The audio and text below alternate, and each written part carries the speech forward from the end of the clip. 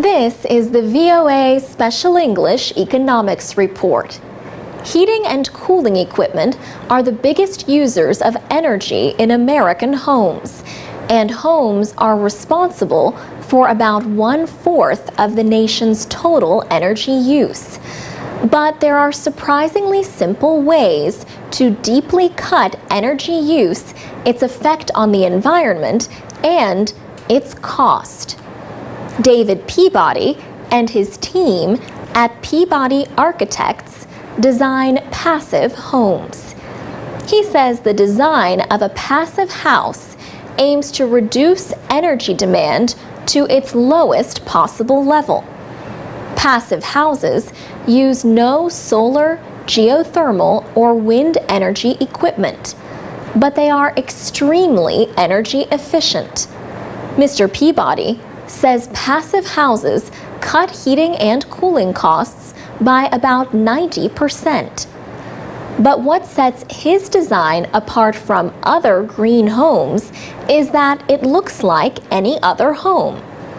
That is the beauty of the passive house approach, is that you don't have to build in a particular way with any particular materials or to any particular style. That's why, in our case, we decided to try to do something to prove that point, to make something that was very traditionally American. Peabody Architects says it is building the first passive home in the Washington, D.C. area.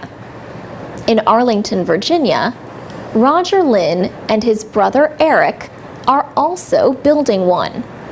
Roger Lynn of Southern Exposure Homes explains that windows are sealed against leaks and have 3 layers of glass. The windows are airtight.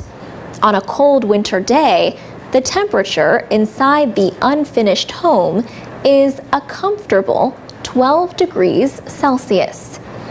David Peabody says you can find passive homes all over the world.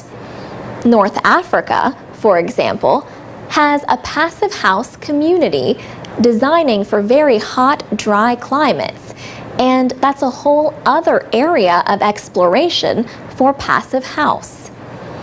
The first passive design was an apartment building in Darmstadt, Germany. 2 physicists helped develop it about 20 years ago. Passive houses use some specialized materials. These include precast concrete panels and insulation. They also need to have special air treatment systems. Supporters say they cost only about 5 or 8% more than traditional homes, but they use 10% of the energy for heating and cooling. The designs are passive because they do not use geothermal, sun, or wind energy for power.